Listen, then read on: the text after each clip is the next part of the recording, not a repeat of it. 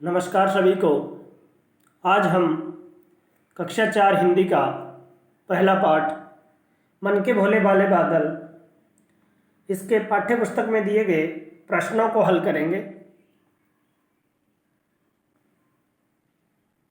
तो देखिए, इसका पहला प्रश्न है, पहले कुछ कविता की पंक्ति दी हुई है और उसके बाद में आपसे प्रश्न पूछा गया है। कभी कभी जिद्दी बन करके बाढ़ नदी नालों में लाते। तो ये बादलों के बारे में कहा गया है कि कभी कभी जिद्दी बनकर बाढ़ नदी नालों में ले आते हैं।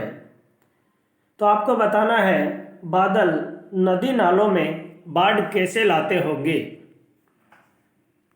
तो इसका आंसर है, जब बादल अधिक बारिश करते हैं तो ज़्यादा पानी बरसने के कारण नदी नालों में पानी अधिक भर जाता है।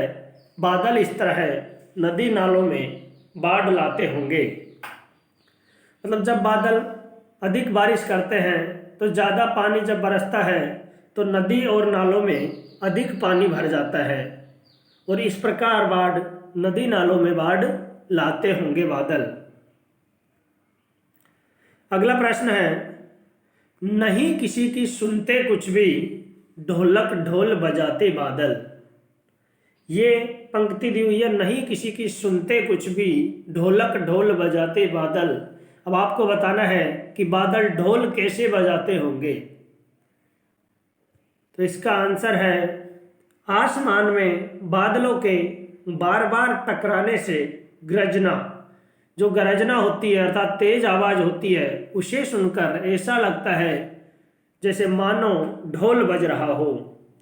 देखिए, जब बारिश का मौसम होता है तो हमें देखने को मिलता है कभी कभी बादलों की तेज गर्जना हमें सुनाई देती है। तो जब वो आपस में बादल टकराते हैं तो उनसे जो तेज आवाज़ होती है उसको सुनकर हमें ऐसा लगता है जैसे आसमान में ढोल बज रहा हो। तो इसमें पूछा गया था बादल ढोल कैसे बजाते होंगे। तो इस प्रकार ये कल्पना की गई है एक। अगला प्रश्न है, कुछ तो लगते हैं तूफानी कुछ रह रह करते शैतानी।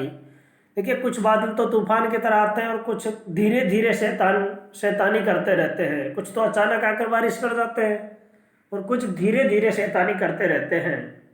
तो बताना है कि बादल कैसी शैतानियां करते होंगे, बादल किस प्रकार की बदमाशियां करते हैं। तो इसका आंसर है, बादल कभी शांत दिखाई देते हैं, कभी टकरा कर जोर जोर से गरजते हैं, कभी रिमझिम बारिश करते हैं, कभी तेज बारिश से नदी नालों में बाढ़ ला देते हैं। बादल इसी प्रकार शैतानियां करते रहते हैं। तो देखिए, प्रश्न था बादल कैसी शैतानियां करते हैं।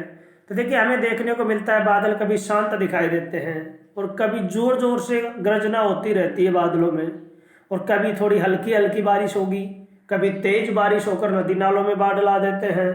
तो बादल इस प्रकार शैतानियां यानी तरह तरह की बदमाशियां करते रहते हैं, कभी कम बरसना, कभी ज़्यादा बरस कर परेशान करना, इस प्रकार की शैतानियां बादल करते रहते हैं।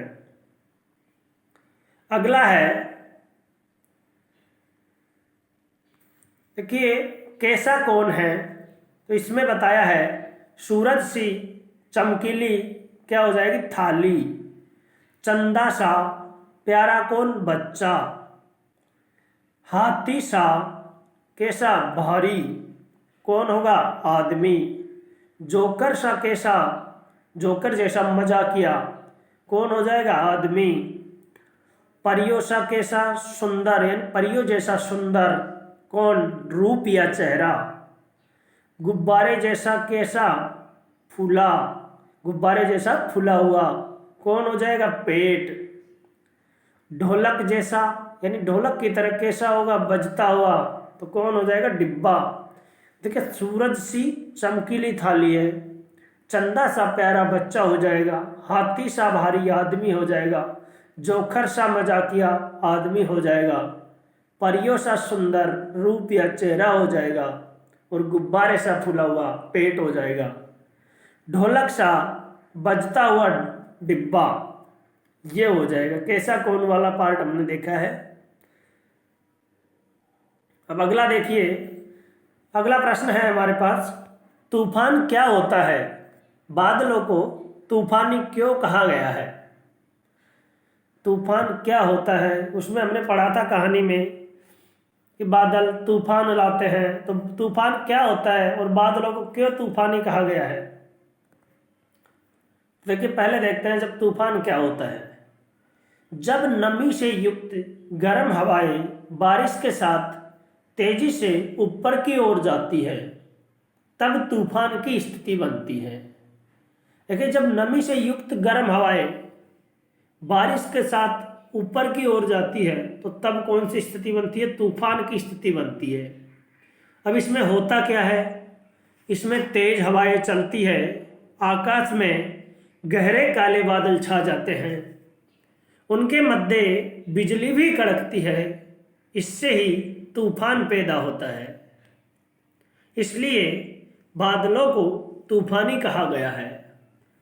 देखिए, जब नमी से युक्त गर्म हवाएं बारिश के साथ ऊपर चली जाएगी तो तूफान की स्थिति बन जाएगी। इसमें तेज हवाएं चलेगी, आकाश में गहरे काले बादल छा जाते हैं और उनमें बिजली के कड़कने की आवाज़ हमें सुनाई देती है और इससे ही तूफान पैदा होता है। इसलिए हम बादलों को क्या कहते हैं? तूफानी कहते हैं।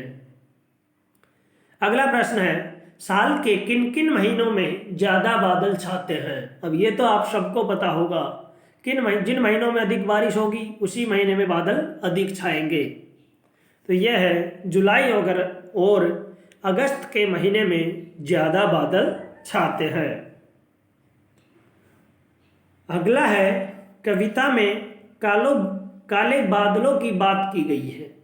क्या बादल सचमुच काले होते हैं?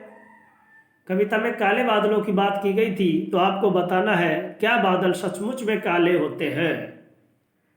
तो देखिए, इसका आंसर है कुछ बादल काले अवश्य दिखाई देते हैं, परंतु इसका कारण उनका घना होना होता है। कुछ बादल हमें काले दिखाई देते हैं, लेकिन उसका कारण क्या होता है? उनका घना होना ही उनका काले दिखाई देने का कारण है। वह इतने घने होते हैं कि सूर्य का प्रकाश उनके आर पार नहीं जा पाता है, जिस वजह से वे काले दिखाई देते हैं। तो अंत में हमें क्या पता चला कि बादल सचमुच में काले नहीं होते हैं, ये केवल घने होने के कारण हमें काले दिखाई देते हैं। आगे है, कक्षा में बातचीत करो और बताओ कि बादल किन किन रंगों के होते हैं। देखिए, आप सब देखते हैं तो आप सबको इस बात का पता होगा कि बादल किस किस रंगों के होते हैं या किन किन रंगों के होते हैं। तो देखिए, बादल काले होते हैं, गहरे सलेटी और सफ़ेद रंगों के होते हैं।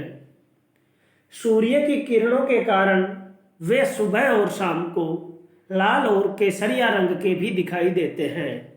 तो देखिए, यहाँ पर बादलों के रंग, हमें जिस रंग के बादल हमें दिखाई देते हैं उनकी बात यहाँ पर की गई है।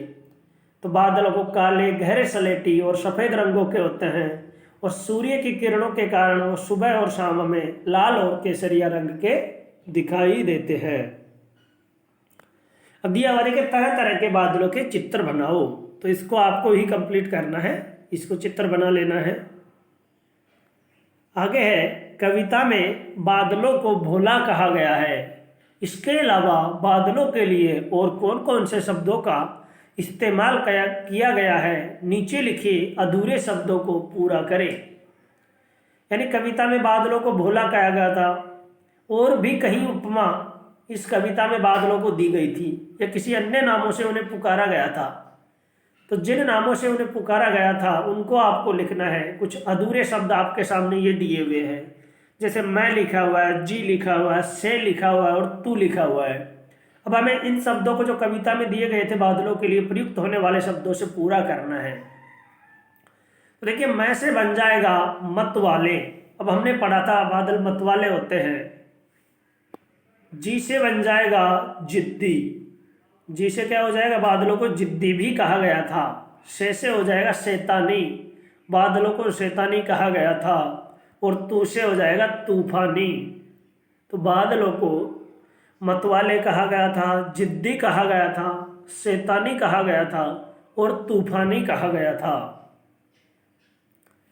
अब आगे है, कुछ अपने थैलों से चुपके झर झर झर बरसाते पानी। देखिए पानी के बरसने की आवाज है झर झर झर। अब पानी बरसने की कुछ और आवाजें लिखो। इस पानी बरसने की जो आवाज, बरसते समय जो आवाज हमें सुनाई देती है, वो कौन कौन सी आवाज हमें सुनाई देती है? इसमें झर झर झर दिया हुआ है, इसके अलावा और आवाजें आपको यहाँ पर लिखनी है। तो देखिए और कुछ आवाजें यहाँ पर दी गई है। इसमें है टिप टिप टिप, छप छप छप, रिम झिम, टप टप टप और छम छम छम छम। इस प्रकार की आवाजें हमें बारिश होने के समय सुनाई देती है। अगला है, बादलों की तरह पेड़ भी अलग अलग आकार के होते हैं, कोई बरगद सा फैला हुआ और कोई नारियल के पेड़ जैसा ऊंचा और सीधा। अरे बादलों की तरह पेड़ भी अलग अलग प्रकार के होते हैं, कोई बरगद जैसा फैला हुआ होता है और कोई नारियल जैसा ऊंचा और सीधा होता है। तो अपने आसपास अलग अलग तरह के पेड़ देखो। अब आपको करना क्या है, आप जहाँ भी रहते हो अपने आसपास में अलग अलग तरह के पेड़ देखने हैं और उसमें कौन कौन से आकार आपको दिखाई देते हैं। जो आकार आपको दिखाई देते हैं उनको देखना है और सब मिलकर एक पेड़ पर एक कविता भी आपको तैयार करनी है। पेड़ों के ऊपर एक कविता भी आपको तैयार करनी है। तो इसे भी देखिए, आपको अपने आसपास देखना है और एक कविता फिर पेड़ों के ऊपर आपको तैयार करना है।